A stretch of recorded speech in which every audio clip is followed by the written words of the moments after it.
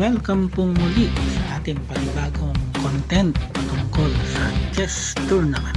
At sa pagkakataong ito, sa Angono Rizal naman tayo dadayo para saksihan ang isang simpleng chess training na sinamahan ng isang exciting na tournament. May katagalan na rin ang samahan at sa mga bago na hindi pa nakakaalam ng kahulugan o meaning ng ASCC, ito ay ang Angono Scholastic Chess Club na kasalukuyan pinamumunuan ni Sir Joy Geronimo. Mayroon ng mahigit 200 miyembro ang club kasama ang mga magulang at kanilang mga anak na estudyante, lalaki man o babae. Sa kanilang serbisyo, mayroon silang online chess training tournament, face-to-face tutorial lessons, at iba pang activities para sa kanilang mga miyembro bilang paghahanda sa mga tourney. Ang aim ng ASCC sa 19th Chess Training Tournament ay hasain ang kanilang mga kabataang miyembro upang lalo pang humusay, maging pamilyar sa kalakaran ng isang tournament at higit sa lahat magkaroon ng mga bagong kakilala at kaibigan sa mundo ng chess. Para naman sa iba pang detalye ng tournament, ipopost ko na lang sa screen para inyong makita. Ginanap ang ASCC Chess Training Tournament noong August 1, araw ng Sabado sa 3rd floor Cinema Hall, SM Angono Center, Astigan Main. Aircon ang labanan. Wow! Sana all. Upit ng training. Dinatnan ko ang tournament na nagsisimula ng tawagin ang mga players para sa kanilang board position. Dahil training tournament lamang ito, maaaring naka-disable muna ang seeded arrangement para sa top boards sa simula ng torneo. Round 1. Dalawang level ang kanilang training practice. High school at elementary school level. Bale, sa high school level lang ang sentro ng ating topic at sa elementary level ay sa awarding na lang natin i-reveal ang mga nanalo. Sa board 1, na-miss agad ni Francis ang kanyang center pawn sa ginawang first defense ni Cyrus sa opening. Naging magandang bentahe ito para sa black at unti-unting nadala ang advantage hanggang sa ending. Result, 0-1.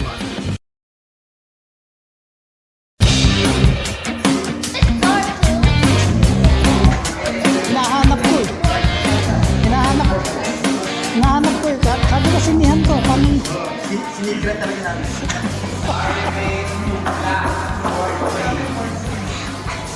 Sa board 2 naman, pinaglabanan nila Eman at Jan ang Caro-Can defense with Bishop C4 variation.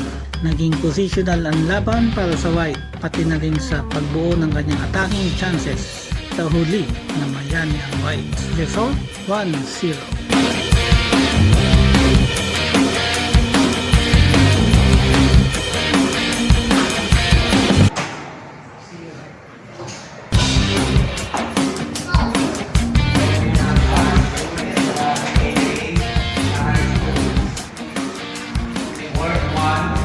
Sa board 3, hindi na napigilan ni Hana na may hawak ng black pieces ang sunod-sunod na pag-atake ni JM Angelo sa H-file. Nagpatuloy ang pressure hanggang sa mauwi ito sa checkmate. Result, 1-0.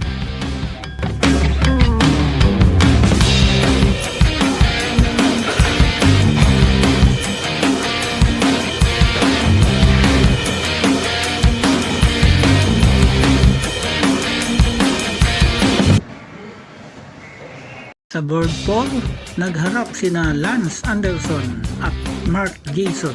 Sa video, makikitang inatake ng black ang white sa queen side. Ang ending, hindi na nakarecover ang white na ipanalo ng black ang laban. Result, 0-1.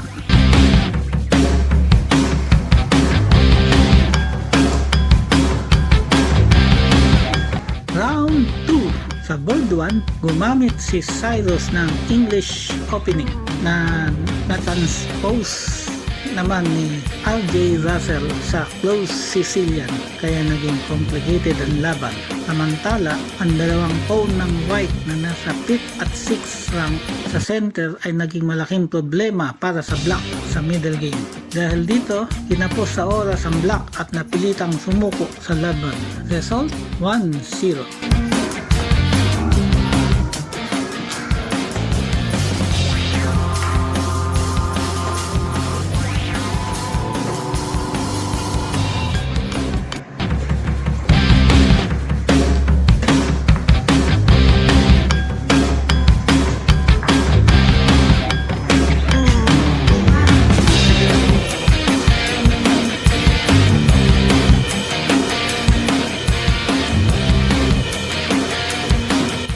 Board 2 sa malayo, Bayasun.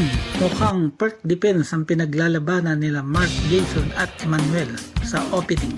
Sa middle game, naging cramp ang position ng black hanggang sa umabot sa endgame. Dahil sa overwhelming position ng white at material advantage nito, sumuko ang black. Result, 1-0.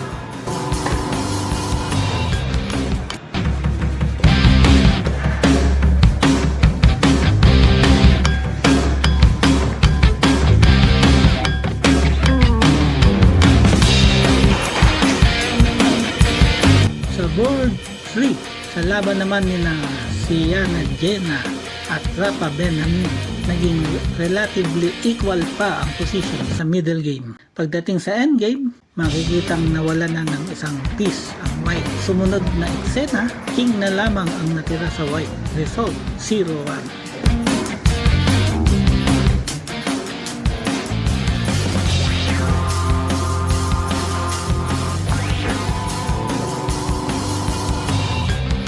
Sa board 4, sa laban ni na Jewel at James, makikitang mabangis na umaatake si Jewel sa middle game, habang matatag namang dumidepensa si James. Sa huli, na queenless ang white na nagbigay ng magandang pagkakataon para sa black na makuha ang panalo. Result, 0-1.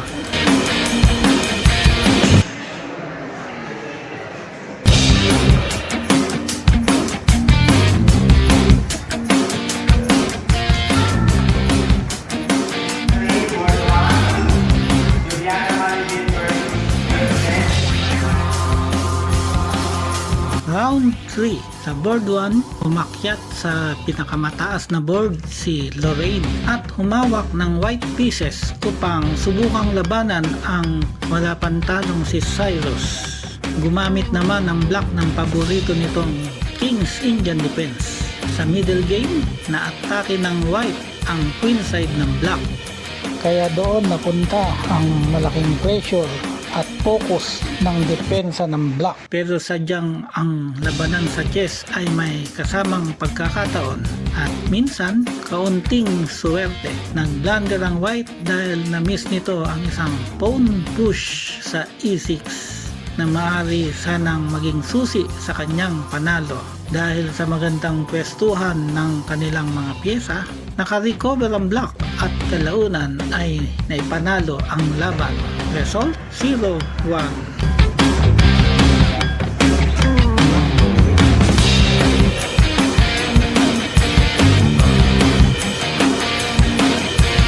Sa board 2, kalaban naman ni na Rafa Benjamin at Mark Jason, nagsimula ang laro sa isang queen's pawn opening. Naging relatively equal ang kanilang middle game. Sa huli, na-invade ng black ang queen side ng white, dahilan upang sumuko ang white. Result, 0-1.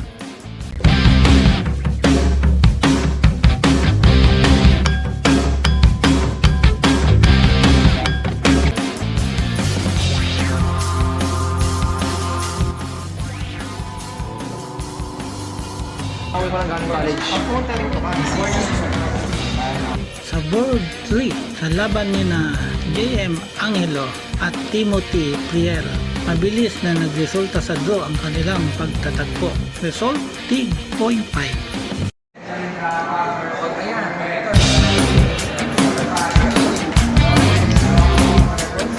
Anong round na kayo? Round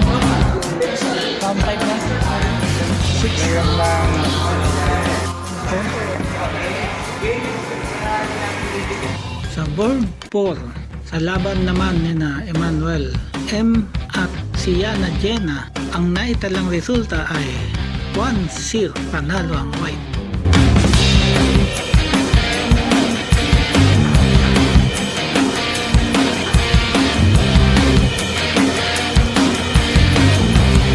Round 4, sa board 1, sa laban ni na Cyrus at Mark Jason, gumamit ang white ng English opening na pilit namang dinala ng black sa isang slab defense setup. Sa middle game, naging quality ang laban at unti-unting pumabor sa black ang position. Pagdating sa endgame, nakaramdam ng matinding pressure ang white, lalo na sa oras. Sa huli, nagtagumpay ang black. Salt 0-1.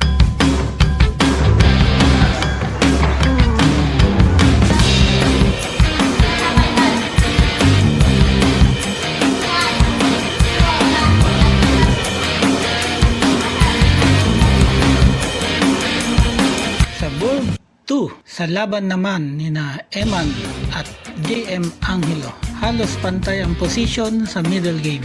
Ngunit pagdating sa endgame, nakahanap ng paraan ng white upang makuha ang panalo. Result 1-0.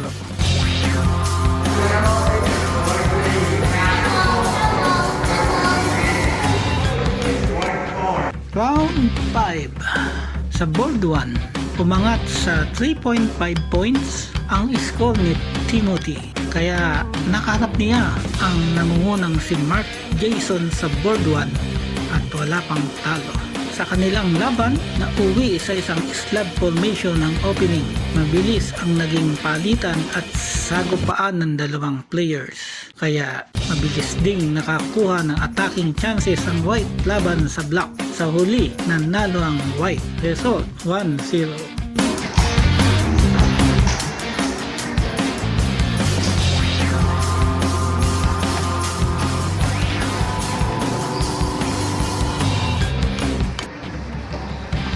Board 2, sa laban naman ni na LJ at Eman, nagkaroon ng material advantage ang white. Ito ang naging malaking faktor para makuha nito ang panalo. Result 1-0.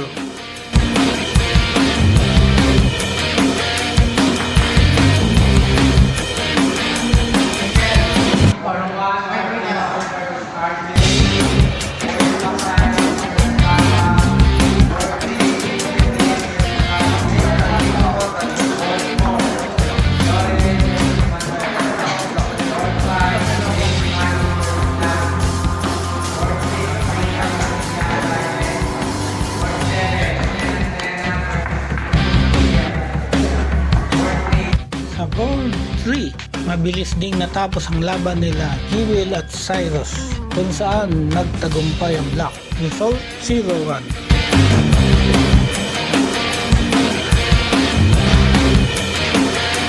Sa board 4, mabilis din ang naging laban nila JM at Rapa. Sa huli, black ang nagwagi.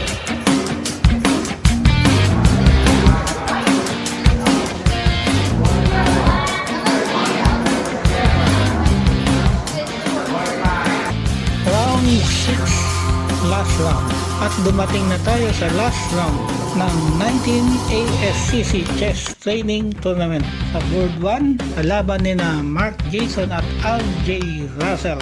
Nagsimula ang white sa isang D4 opening habang gumamit naman ng black ng slab defense. Pagdating sa middle game, na-atake ng white ang center. Dahil sa lumalaking pressure, mabilis na isinuko ng black ang laban. Result 1-0. Sa board 2, sa laban naman ni na Cyrus at Rapa Benjamin, nasilat ng black ang dating leading player na si Cyrus. Ang resulta ng laban na ito ang naging daan para makuha ni Rapa ang ikalawang pwesto sa training tournament. Para naman sa ikatlong pwesto, may 5 players na nakakuha ng 4 points. At dahil si Cyrus ang may pinakamataas na tiebreak score sa grupo, siya ang nakakuha ng ikatlong pwesto sa training tournament. At syempre, hindi magiging kumpleto ang isang tournament kung walang awarding ceremony. Dito natin makikita mga players na nagpakita na ng kanilang galing, tiyaga at determinasyon sa buong tournament. Congratulations sa lahat ng winners at higit sa lahat, congratulations sa lahat ng sumali dahil bawat laro ay isang bagong experience at dagdag na kaalaman sa chess. Okay lang, participate kami experience. Kadalasan po naman ay hindi naman lahat diretso sa sa awards. Di ba talaga, dumadaan talaga sa zero award. Lahat po sila dumaan ng mga yan. Top lady natin goes to Julia Judel Pedelino.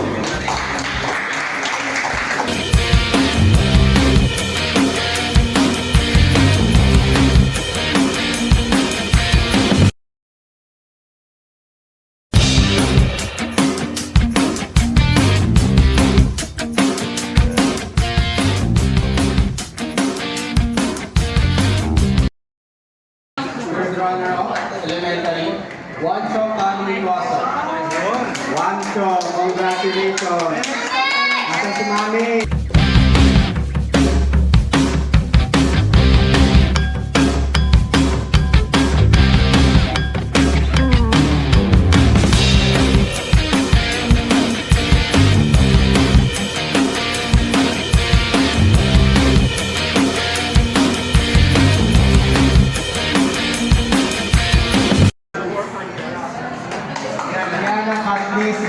Second runner-up.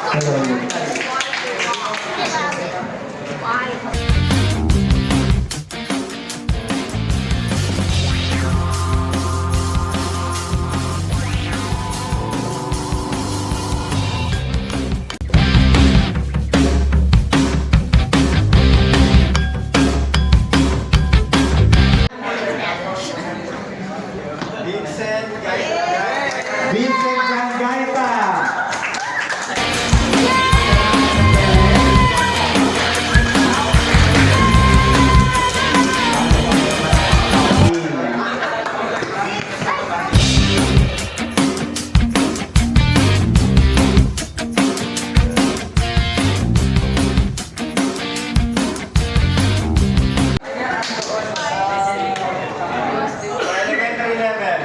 Champion, elementary level, goes to Clyde Stephen Montero.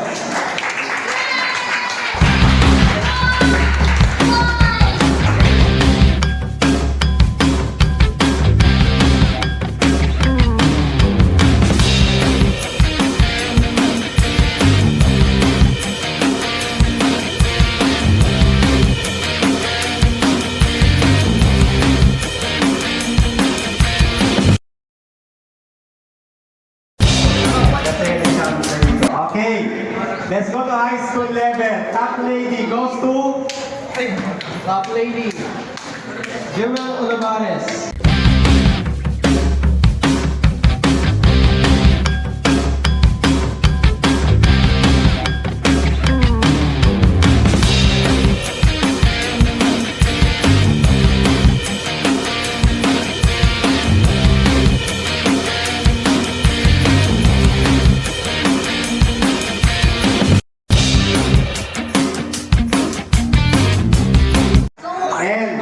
The third runner-up goes to third runner-up,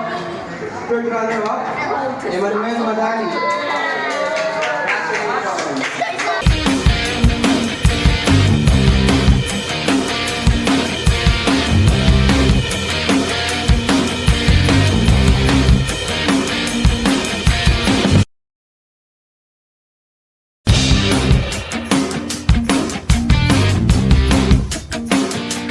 Congratulations, Emmanuel. And the second runner-up goes to Cyrus Atalia. Cyrus Atalia.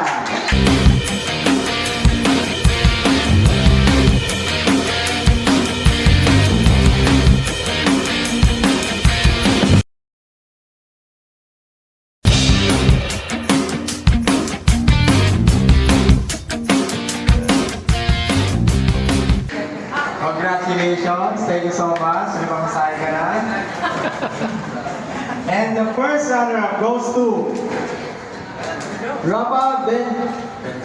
Rapa Benjamin Balanza.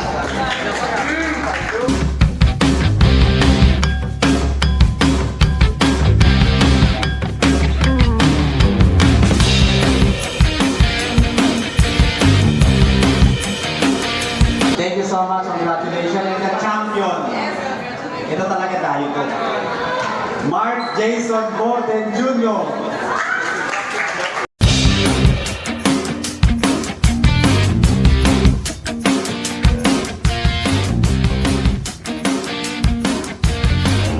Maraming talo ito, no? Maraming talo, no? Congratulations. Sama pa daw yun. Sige po. Okay? Sige na po tayo. August 29, invited pa rin po kayo. At diyan nagtatapos ang ating coverage sa 19 ASCC Chess Training Tournament dito sa Angono, Rizal. Para sa akin, napakaganda ng ganitong klase ng training tournament dahil hindi lamang ito tungkol sa pagkapanalo. Dito natututo ang mga kabataan kung paano humarap sa presyo, paano tumanggap ng pagkatalo, paano mag-isip bago gumawa ng desisyon, at higit sa lahat kung paano maging magalang at responsable sa loob at labas ng chessboard. Sa mga batang players, tandaan ninyo, hindi mahalaga kung ilang beses kang matalo. Ang mahalaga ay bawat pagkatalo ay may aral na maituturo sa iyo. Magpatuloy lang sa pag-aaral, mag-practice, at huwag matakot sumubok sa mas malakas na kalaban. At sa mga magulang at organizer na patuloy na sumusuporta sa mga batang chess players, maraming salamat sa inyong effort at dedication. Dahil sa inyong suporta, mas maraming kabataan ang nagkakaroon ng pagkakataong matuto, makipaglaban, at mangarap na balang araw ay maging mahusay na chess player. Muli, congratulations sa lahat ng participants at winners ng 19 ASCC Chess Training Tournament. Ako po si Mr. SFX. Maraming salamat sa inyong panonood. Keep learning, keep playing, and keep the spirit of chess alive. Hanggang sa susunod nating chess coverage. Good game, everyone!